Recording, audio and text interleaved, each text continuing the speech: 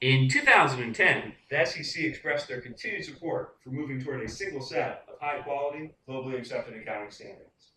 But the SEC recognized that there were many issues that would need to be considered and addressed if International Financial Reporting Standards, or IFRS, were to be incorporated into the financial reporting system for U.S. public companies.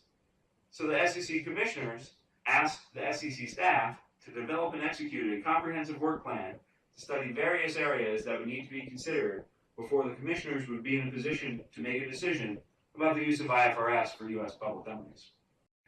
On July 13th, 2012, almost 2.5 years after the work plan began, the SEC staff issued the final report under the work plan.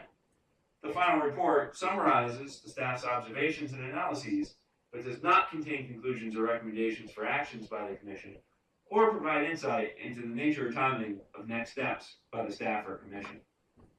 Welcome to the KPMG's podcast on the SEC staff's final report. My name is Joe Epstein. I'm a senior manager in KPMG Department of Professional Practice.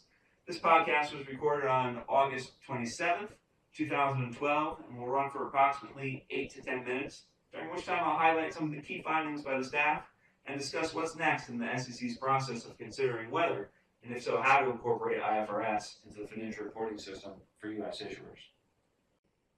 There were a wide variety of potential approaches for incorporating IFRS that have been evaluated by the SEC staff, including full adoption of IFRS as issued by the IASB, which we'll sometimes refer to as a Big Bang type approach, full adoption of IFRS followed by a staged transition period, an optional adoption of IFRS for certain issuers, and retaining the concept of US GAAP with ongoing convergence with IFRS, like what's currently happening with the revenue and leasing projects, and putting an endorsement mechanism in place once the major convergence projects are completed. This ongoing endorsement process would mean that the FASB would maintain an active role in the standard setting process in the US, and would also have an active, albeit different role in working with the IASB going forward. One of the key observations in the staff's report is that it became apparent to the staff that simply designating the standards of the IASB as the authoritative set of accounting standards for U.S. public companies was not supported by the vast majority of participants in the U.S. capital markets. So as a result, the staff focused on other methods of potential incorporation, particularly the convergence and endorsement approach, which was the focus of the staff paper issued in May 2011 under the IFRS work plan. Such a method of incorporation, or any method other than direct adoption, would extend the time frame and could help ease the burden of transition for U.S. issuers and other constituents. One such example is the fact that the term U.S. GAAP is embedded throughout various contracts, agreements, rules, and regulations, such as debt agreements, covenants, and royalty arrangements, to name a few. Inventorying, analyzing, and potentially even renegotiating such agreements could be a significant undertaking for issuers and regulators. In developing the IFRS work plan, there were 6 areas of consideration that the staff was asked to evaluate. First, the sufficiency of the development and application of IFRS. Second, the independence of the standard setting process. Third, investor understanding and education regarding IFRS. 4, how the U.S. regulatory environment will be affected. 5th, the impact on U.S. issuers, including the burden of conversion. And 6th, human capital readiness. The first 2, the development and application of IFRS and independent standard setting, were the 2 that were considered the most important in making an ultimate decision on IFRS, where the others were more focused on timing and transition. So now, let's get into some of the findings in the report related to these 6 areas.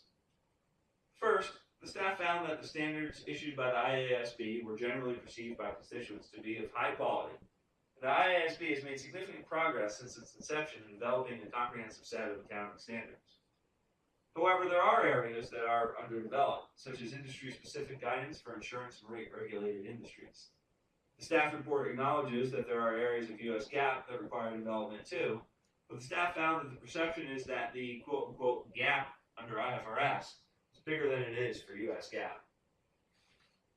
Second, the IFRS Interpretations Committee is responsible for reviewing accounting issues and providing authoritative guidance on those issues on a timely basis. Concern has been expressed both in the U.S. and internationally that the Interpretations Committee should be doing more. Changes have been made over the past year, but the staff's view is too early to tell if those changes will be effective. Third, in order to develop global accounting standards, the IASB needs to understand issues that affect reporting and regulatory systems around the world. While the IASB does have procedures in place for interacting with national standard setters around the globe, the staff felt that they should consider placing greater reliance on others to assist with standard setting projects, to help narrow diversity in practice, issue interpretive guidance, and assist with post-implementation reviews. Next, one of the perceived benefits of a single set of global accounting standards is comparability of financial statements around the world. However, in order to get all the benefits, it's critical that the global set of standards are applied and enforced on a consistent basis. The staff found cooperation across jurisdictions could be increased and would help drive global consistency.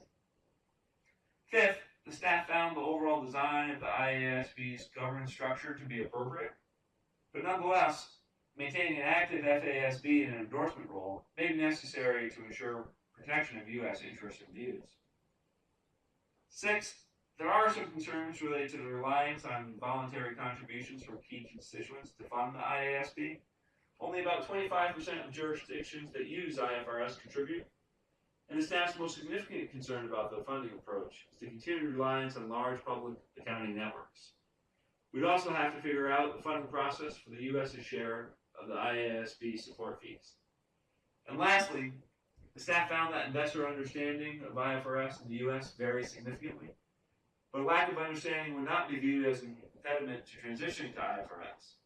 Investors were generally supportive of the idea, but that support was conditional in terms of having a sufficient transition period, clarity in disclosures, and maintaining an active FASB to protect U.S. interests, such as in situations where the U.S. investor community may need more specific disclosures. And with that, as we're wrapping up the podcast, let's talk about next steps.